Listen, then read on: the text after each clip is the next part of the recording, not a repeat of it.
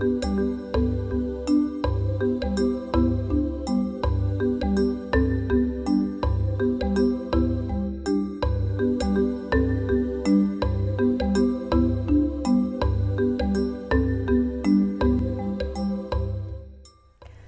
to Mental Health, the Crisis in Our Time. My name is Ann Bergen. I'm the host of this series of programs that are brought to you by Franklin Cable Access TV, which really is the citizen media center for our community, an invaluable asset. And I really have the honor of being part of this wonderful institution.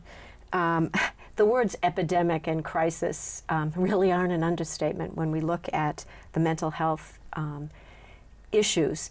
They are really the leading disability in the entire world. 1 in 4 adults is living with some form of a mental health issue. And then when we look at adolescents, we're looking at increasing numbers of cutting.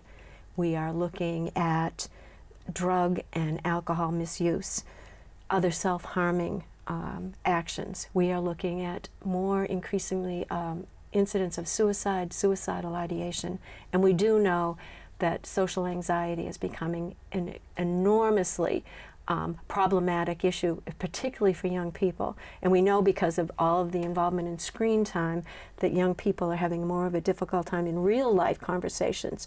They're losing that skill. And then when we look at boys and young men, we're seeing that they are particularly suffering. We look at the statistics around substance misuse and suicide, and the statistics for boys are extreme.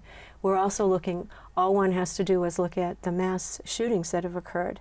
The profile is quite clear. It is young boys and men between the ages, white men between the ages of 18 and 30. So many of them are isolated, they're depressed, they're lonely, they're miserable, and they are willing to die. And one of the things we know is just there are far too few boys and men who are willing to reach out, get help. They are expected to conceal and hide all of their feelings. Our senior citizens and veterans, there are no exceptions to this, the mental health issues. They're impacting across all ages, across all socioeconomic groups. And then speaking of socioeconomic costs, the cost in America dealing with the mental health issues is $280 billion annually. Crisis is the right word. But there are just too many people out there who are feeling hopeless. They are feeling, believing that they are alone in their suffering. That's why I am so grateful for my guest today, Max Morello, who is here, because he has graciously and courageously agreed to come forward to sort of share his story of hope, his triumph over some pretty challenging issues in his young life, and also to sort of offer some resources and to offer some suggestions and to say, hey, you know what? I did it. I'm here to help you, and you can do it too. So welcome, Max. And, Thank you so much for having me. It's a pleasure.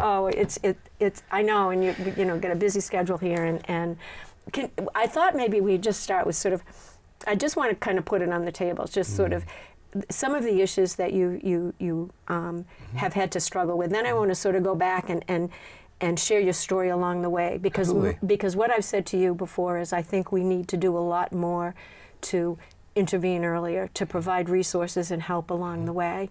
And you can help us with that. And that's why I'm so grateful that you're here. Oh, absolutely. So if you're willing to kind of share, you know, some of the challenges that you are facing, that you've had to face, and that you're... Yeah, no, I mean, I grew up on the spectrum. I was premature, and, you know, I going into elementary school, I was sort of picked on and ostracized growing up. Just stop for a second. When you say on the spectrum, can you explain? Because some people don't know what that means. We didn't know. Well, of course, when I was younger, we didn't have an official diagnosis.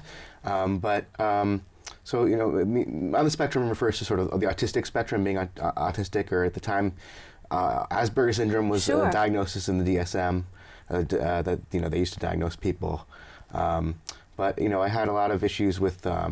it's a lot of sensory issues, so like issues with background noise. Yeah. I would be hyperfixated on certain things. So if I have certain obsessions, like you know, it was astronomy or computers or I was very passionate about the environment when I was a lot younger, Sure. recycling and that kind of thing. And there is that hyper-focus thing that goes along with it, Yes. isn't it? Yeah, yeah.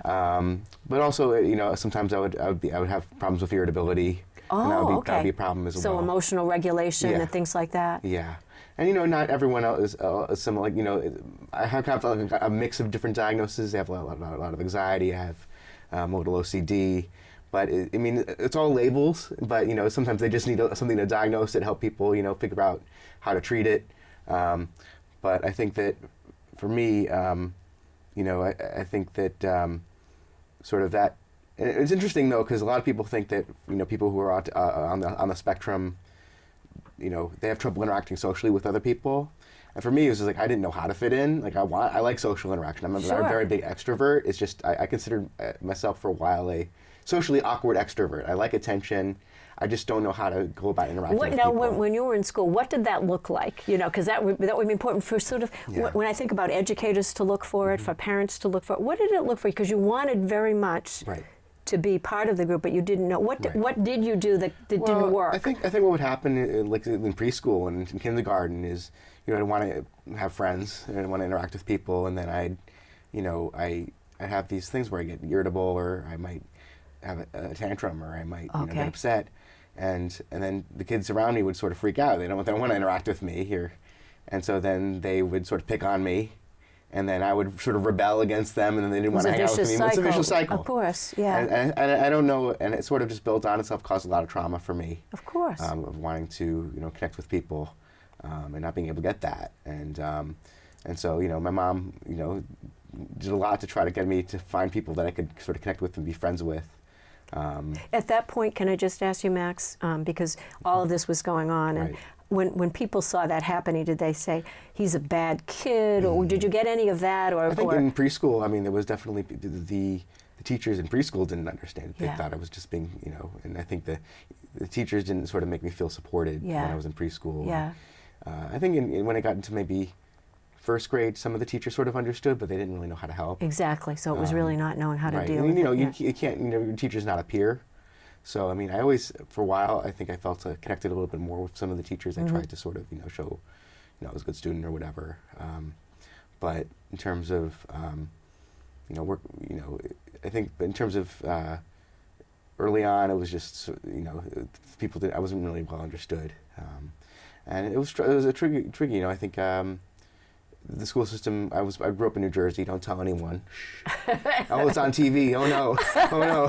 But the school system in New Jersey they didn't really know how to handle someone who sort of, had a lot of issues with sort of not fitting in. And so did it mean that there were kind of lonely times for you, like absolutely. with things around like social occasions, like birthday parties and things, or? I think birthday parties. The people who, sometimes I would invite people who might not really be my friends, but we're just in the neighborhood. Sure. Yeah.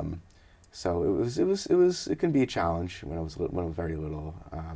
Which we moved to Franklin, and at first, At what age did you move to Franklin? I was in the 5th grade. Okay, 5th grade. So we started going to school here, and we were going to move to Franklin. And at first, we heard they had a good special education system. The Franklin blip. Yeah. I think it was referred to at the time when people started keeping moving to Franklin. Sure.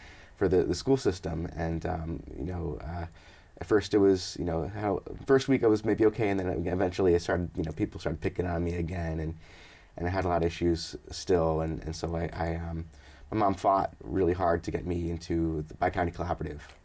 Tell us a little bit about what that is, because it's, I think it's a kind of a gem in our community, and so the regular school, the traditional, what do you call it, wasn't really working for you. So your mom really pushed for this into a different program. Can you tell us a little bit about that? Basically, it's, they have, I guess Bi-County comes from, 2 counties would pool their students who had, certain needs into that program.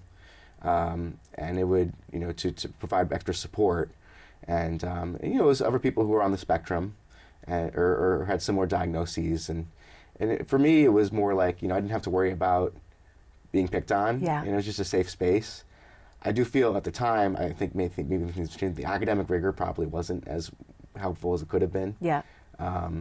But at that time, I just needed some place to feel safe. Yeah, and you did, right? Yeah. And people understood more of the issues that you were dealing with, right? Yeah. I do think, in the middle school, I think there was still some, I think one of the challenges that certain programs face is this idea around behavior modification, where they have like a reward system, point systems to try to improve behavior. Yeah, talk a little bit about that. So I really struggled with that. Yeah. So this idea that, well, for sometimes originally it was structured as, if you don't, if you behaved well, you would get points, or you wouldn't get points. It was something where you would get rewards if you behaved well. And what happened was I might have a trouble where I don't do well, and then they deduct a point or give me a point or something, and then I would freak out. Oh no, I'm not getting a point, and then I would react even worse. And then they just didn't know. It just kind of snowballed.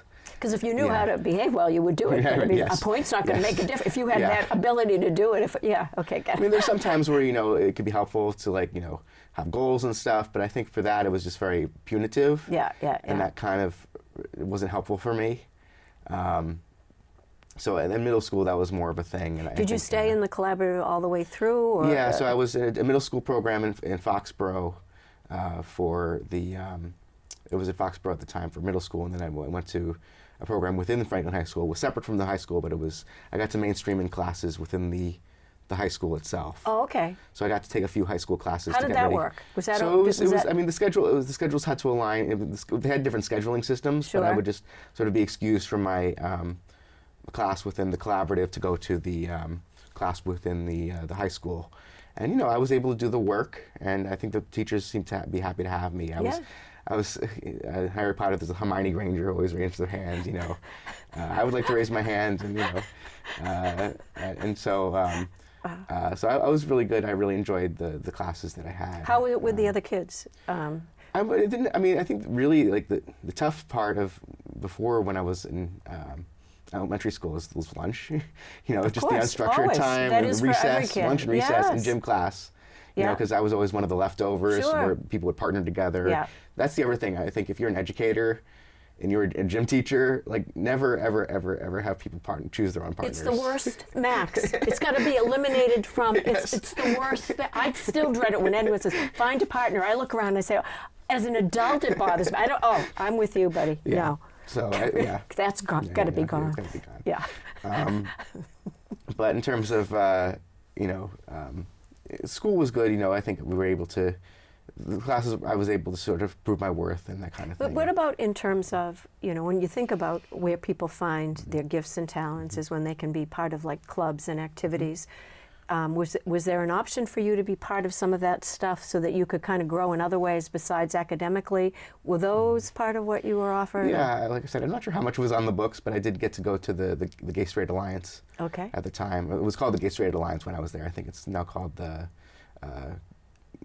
it's called something else now. How valuable do you think it was to have that in the school? It was very helpful. Really important, isn't it? I think just being able to explore, my identity, and because I was very timid and very shy at the time, and I didn't know how to get out of my shell, and I didn't really know how to interact with my peers, and it was just very low street. I mean, I remember kids just sitting on the tables, which is kind of a weird thing, and it was nice because there were allies there too at the time, which it's as someone who's openly gay, there's a value to allies, but then there's also a time where you need a gay space where you want to meet other gay people. Absolutely.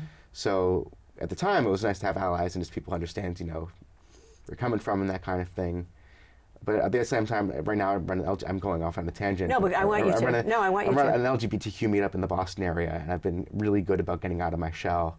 And you said you're kind of running it? I'm running it, yeah. So I run brunch, dinner and a movie, pottery painting, karaoke brunch. I can't believe this. So all great. these different things.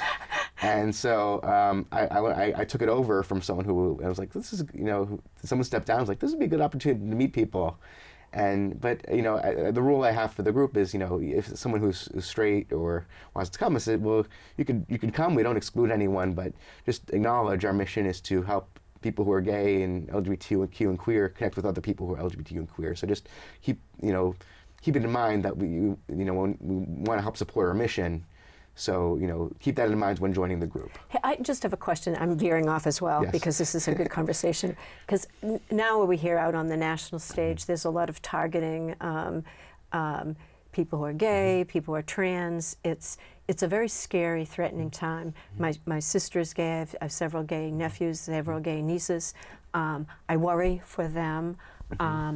Because of the climate. I'm just curious, in this group that you've created, it's a safe space, I'm assuming, obviously, and are people feeling that out there, or am I imagining that it's... It's just, I think, I was informed that from another member of the community that we can't, if we have events, we have events, not to publicize the events in front-facing media so that the general public sees, because it might attract attention. Yeah. And that scared me. I actually tried to start, I didn't succeed, but I tried to put together an initiative to try to reduce political polarization. To try to attack sort of the anti-Semitism because I feel like if people sort of sit down and understand each other and see each other from another point of view, it tries to bridge the divide, and That's the way to do it. But it didn't really take off. But it's something that I'm interested in working on in the future. No, absolutely. Especially now with the whole anti-Semitism thing. That's another thing, another issue that, And being Jewish, that's scary. And I think that it's a lot more in the open than it was in the past. And I haven't, like I said, I haven't had any attacks personally, but I just feel the walls closing in, and it's just not a good feeling. Yeah, no, it's not a good feeling. It's not. That's why the more that you're encouraging which is interesting, because I actually, when I went to college, which is a whole other thing. Where, it was great. I'm going to get back to that later, but I took some sociology classes, and we learned about the work of Emil Durkheim. And Emil Durkheim said that it talked about, his study was about suicide. And he found that there's sort of two axes that sort of, you have to be right in the middle for you to have a good society. But if you have too much social regulation or integration, or too little social regulation or integration, it can influence suicide rates. So, for example, one example was, if you have a society that is very strict, you can't do this, you can't do that, then that can increase the suicide rate. You can't be gay, you can't be Jewish, you can't be, that can increase suicide rates. The other thing is if there's not enough social regulation, everyone's just left doing their own thing, that can cause problems too. Balance, And then there's also the idea of feeling connected with other people. If you're too connected, we talk about, in World War II, the kamikazes, they committed suicide, bombing Pearl Harbor. If you're too connected with other people, that can be a problem. But if you're not connected enough, that's what we're seeing today. Yeah. When you're not connected, that could also increase suicide rates. Yeah. And so when you're looking at, I think people think that, they talk about mental health, they talk about, they look at it in a vacuum, and they don't look at it in terms of how things are as a society, the societal factors, the social causes. And you can't just look at things from a neurological, biochemical thing. You're missing a big picture. You put it in its context. Yes. And so when you're looking at suicide rates and how to fix them, you got to build connections with people.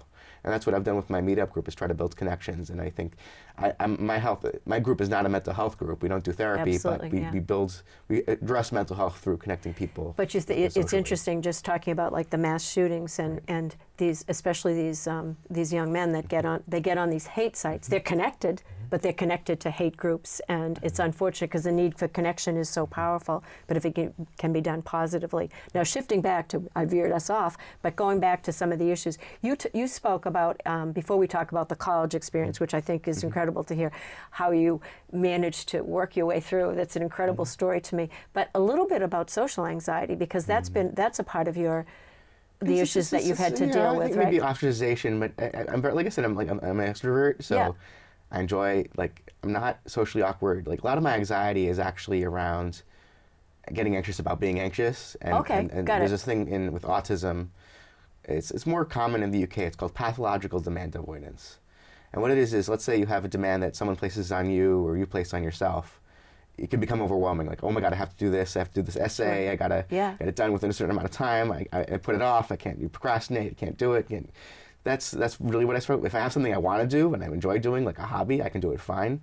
But if I have something that, and people say, oh, everyone has that. No, for me, this is a much more sort of traumatic, debilitating thing. So, but now you're back. We're at in high school, Right. and now it's time to think about college. Right. Now, here, this is a huge. Given your experience, now you're looking at college. Tell us about that, the journey, because that's a really powerful one. Your college experience. Yeah. So I think we're looking at different colleges with my parents, and I didn't know if I was going to succeed in college, and of course looking at the different support services, and I think the state schools, it was my impression that they were more required to have better sort of disability supports than some of the private ones, and they were cheaper. And of course, if I don't make it through college, I probably don't want to put a lot of money into a school that I don't know how I'm going to do. So I went to Framingham State.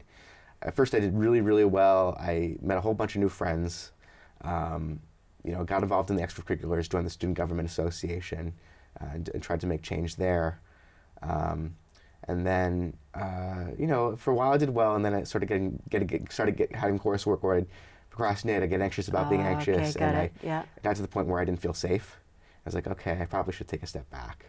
And so I sort of got really depressed for a while. I withdrew, and then I found Crossroads Clubhouse. Yeah, no, tell us about that, because that's incredible. You talk about a gem in society. Right. Will you talk about that, because that's really important as a resource and how it helped you? Absolutely. So it's a sort of a vocational community. So we all sort of support each other, and we make lunch for each other. We have a cafe and a thrift store we run. And you learn a lot of transferable skills, like how to do a lot of things on the job, how to cook, how to use a cash register, how to do data entry.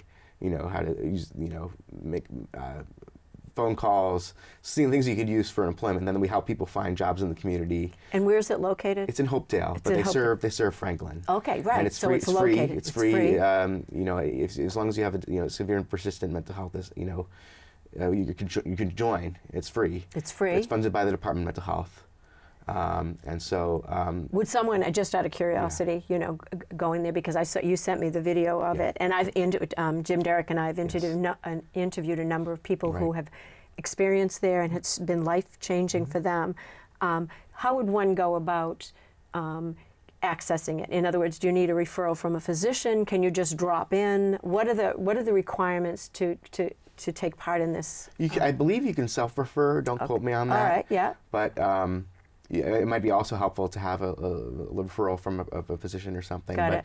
But I would try calling them. I don't have their number in front of me. Sure, no, that's okay. People can look it up. I don't know if you could put it on the text below the screen. If in post production, we'll see. We'll talk to our producer Chris Flynn. He'll help us with that. But that was helpful for. But I think that if you get in touch with them, we can set up an intake and get a tour, and we'll have members and staff work together. The members and staff have the same responsibilities, so there's no hierarchy. Sure, and it would seem to me it also just kind of builds confidence, right? There's over 300 clubhouses around the world. Oh, okay. They're actually accredited by Clubhouse International. Okay, so there are 300 of them. Yes. This is okay. There's over 30 in the state of Massachusetts. All right, so now you connected with this. Yes. Now you're out of college. You said, okay, right now it was too much for you, so you decided I'm going to go there, and you did that. Yeah. How long will you be? Yeah. Once you remember that, you're always a member. But Yeah. I was there starting in 2013, and I started working on sort of a lot of transferable skills, and it provided me for some structure, some community, some and just a sense of self. And then I tried working a little bit, and it was still kind of overwhelming for me. A couple places. I tried working at Staples. I tried getting a job at, and I did work in high school a little bit too, but it just was not pleasant. Yeah. But I tried working in. I tried getting a job at a cell phone store, and they wanted me to run the phone store by myself. No. We weren't ready for that. Wasn't ready for that. So, but I did a lot of volunteer stuff, and of course this whole time I'm getting involved in local politics and stuff as well. Being an advocate out there, But then eventually they connected me to. I actually did a talk around. Department of Health invited me to do a talk around community conversations around mental health and mental illness. And we had partnered with Worcester State, and I was able to sort of audit a class at Worcester State, and that was able to get my foot in the door, I was connected with someone there. We sort of did something off the books. We audited a class, and then we went to Mass Bay. And then I said I could do this. I started going to Mass Bay Community College part time, and I joined student government there. Now, when you said part time, did you take one course, two courses? Two. Yeah, okay, two. And that was manageable. That was manageable. Yeah. And I got a 4.0. And graduated and gave the commencement speech there. Unbelievable. What was the catchphrase in that? It was "Here we stand." Here we stand. Yeah. So we all, everyone who goes to community college, they all have. Most of the people there have gone through a lot of stuff. Yeah. So a lot of stuff that I can't say on of course, on public access television. Yeah. But when you think about the beauty of community college, that anywhere along the line people can step in, and when people, there are just too many young people. We know this, whether they have issues or not. They are going to colleges. They're spending thousands, and then they realize that within a short amount of time, it's not for them. And a lot of people are taking that step back. And exploring community colleges because of the incredible things that they offer. So was your focus there, the courses that you took, were they around what, political science? It was liberal arts, with concentration in psychology and sociology. I took a research methods class that was really cool. I learned how to do a study, which is kind of cool. So I did take some social science stuff, but I took an ethics class, I took a history class. But I took an English class, and the English professor there was had me do like a little summer work for her with this thing around how teachers can better teach people who are in higher education who have trauma. Oh yeah, boy, so that's such a need. Institute for Trauma, Adversity, and Resilience in Higher Education. Wow. And so I helped her with a little bit with that, But then, I had the great thing about community college is you have mass transfer. So you can take all of your credits, you can take 60 credits from the community college and apply them to a bachelor's degree. But I had extra credits from Framingham State still. So I actually had more than that to transfer over to, I went to Bridgewater State. And I started doing, 2 or 3 classes there. I had some times where I had to withdraw and take a step back, but I got back on it. I joined student government there, and I got a 4.0 there and graduated there as well. So, and I was in political science with a concentration in public administration. So when I look at your journey, and I had the honor of hearing that speech that you gave, and for me it was emotional because I had known a little bit of all of the things that you had gone through. When you think about, when you give advice to people, and like I said, you are a source of inspiration because you triumphed it, but it isn't easy, and you said it's always one step forward, sometimes a step back. If you were to give advice, in terms of what you would say to people who kind of are dealing with some of the challenges you are, what would you say, in terms of the best advice you could give them? Well, and one thing I've learned, I've done a little bit of stuff in the peer support community, and they say, don't give advice, share your personal experience. Well, This is what helped me in my situation. Okay, rather than say, hey, do this, fella. Then this. Yeah, but, okay. I think trying to find what works for you, and, I'm a very introspective person. I've gone through therapy a lot. I find that it helps me and be introspective. And did you have, speaking about boys and young men reaching out for, I think that's one thing is to tell people to encourage people to get a therapist. Right. No, absolutely. I think I don't know if there's a stigma around it or something, but I think it's so helpful. I think even if you don't have mental health issues, I think it's still helpful. Oh, but, please, are you kidding me? But I think that, everyone has stuff that they've gone through in life that has been either traumatic or that they need to process. And I think that, I just felt better, I think, in terms of being happy as a person, being able to understand yourself and what you want out of life. And it isn't a sign of weakness, is it? I was thinking about, I told you this not long ago, that we had the SAFE Gala, and Rob Ninkovich from the Patriots, a former Patriot, came. He was the keynote speaker, and he talked, he goes to therapy all the time. He said the transition from the prose to, he said, was struggling, and he said, he goes out and he advocates and tells people, it's a sign of strength, go out there and get it, if you need to talk to someone, and it helps you transition. So that's certainly from your experience, not advice. That's not the word we're going to use here. So, and you talked about, you used the word self-advocacy. Can you talk a little bit about that? No, so I mean, my mom, when I was growing up, was a very big advocate for me, and growing up and advocating for me to get into, the education I needed. But when college came, she's not there anymore. No. So I had to learn to advocate for myself, and eventually, sometimes she would nudge me and stuff, but eventually I learned how to get the resources I need to succeed. And, and that means finding out what resources are available, asking for help, I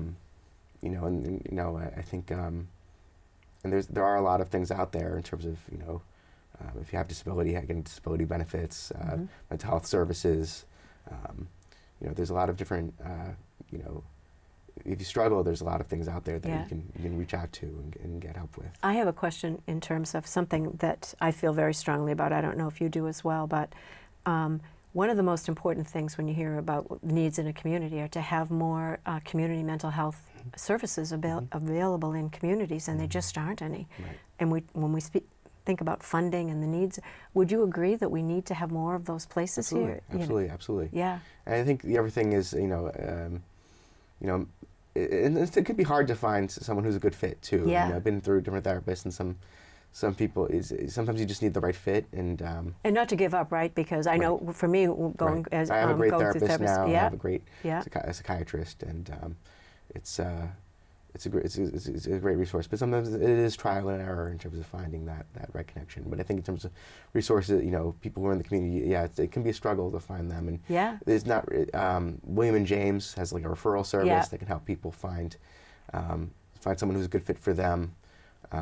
But there's an incredible shortage out there. The wait list. For me, like I'm even struggling. Like my therapist isn't specialized in this thing called internal family systems. Of course, yes, I read all about that. Yes, but I can't find anyone who takes Mass Health that does that. That is like the most incredible therapy. I find it even. And I've had a friend who was able to, like, within like a few sessions, she was like doing all this stuff. Unbelievable. Yes. So that's what I mean. There is a shortage, and but it's interesting because I heard that my therapist was telling me Mass Health doesn't even pay that much worse than it actually pays better than some of the private pay. Yeah. People don't realize that when they just don't want to take it. But isn't it's so interesting to me when you think about the costs of mental health, and people are so short-sighted, and instead of investing, they just wait and then to react, which costs way more. If you could just intervene earlier, it would be. And also making sure that you don't have the childhood trauma. I think trying to put resources into addressing strengthening families, so you don't have people who, there's a lot of people who have been in situations of abusive families, and I think being able to, there's this thing called the ACEs study, Adverse Childhood Experiences, and was it 12? I think it's 12 things that the more of them you have, the more likely you are to have adverse health things. The higher the number, 3 or 4. And it's amazing because we know that the research is there. We know we can identify trauma at a very young age because we can do all of these analyses to find out how many, do you come from a home where someone has a substance abuse? Is there a divorce? Has there been emotional?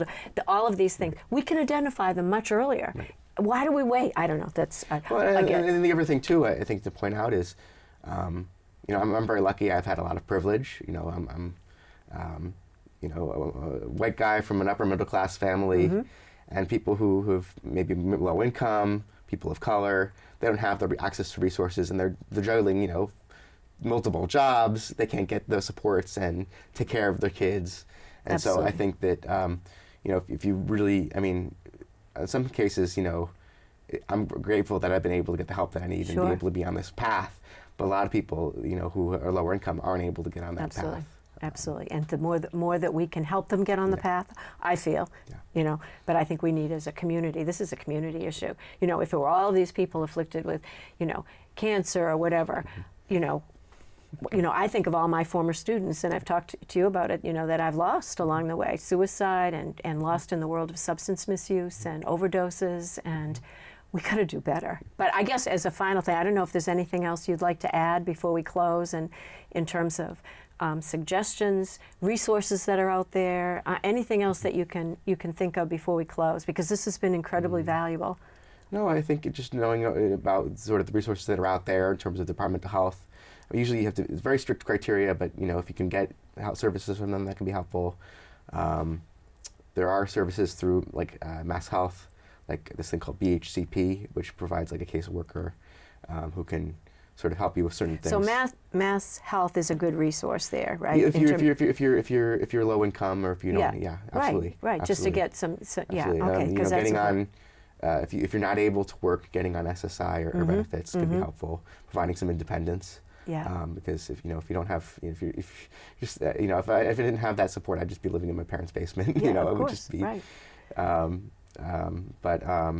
you know, if I didn't have my parents, I probably would be homeless. Yeah. So you know, just no, like you know, it's I just understand. you know, so it's just. But it's also you know, the other part to emotional health and well-being is when, and I talk about this a lot, is finding causes that you believe in. We use it. So you formed this group. You formed this group. You're getting involved in local. You're advocate. No, out I think there. finding what you're passionate about and going Right. for it, and what makes you happy in life. Yeah. And I think that, you know, I've been privileged to be able to, you know, explore that and have maybe have a different life path. But I'm really focused on what makes me happy and what can I do to improve people around me. Yeah, So. and the stuff that you're good at, because I've listened to you advocate at town council Right. meetings, and that you speak from the heart, Right. and you advocate for causes beyond yourself. You know, you speak about senior citizens, and you're a passionate, powerful advocate. Right. So we're grateful for you, and I'm so grateful that you're willing to come today and just share your story, because the more people hear it, it's like you said, it's just sharing your story, Absolutely. you know, and it makes a difference, because then you become a source of inspiration for others, certainly for me. Okay. So thank you. Pleasure. Thank you for having me. Thank you. And I want to thank everyone for joining us today on Mental Health, Crisis in Our Time, and thank Chris Flynn and Franklin Cable TV for allowing all of this to happen. Thank you.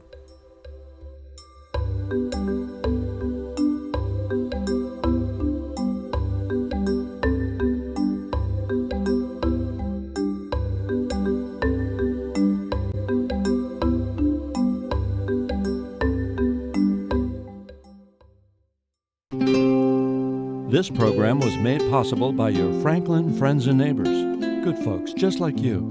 Thanks for supporting Franklin TV. And thanks for watching.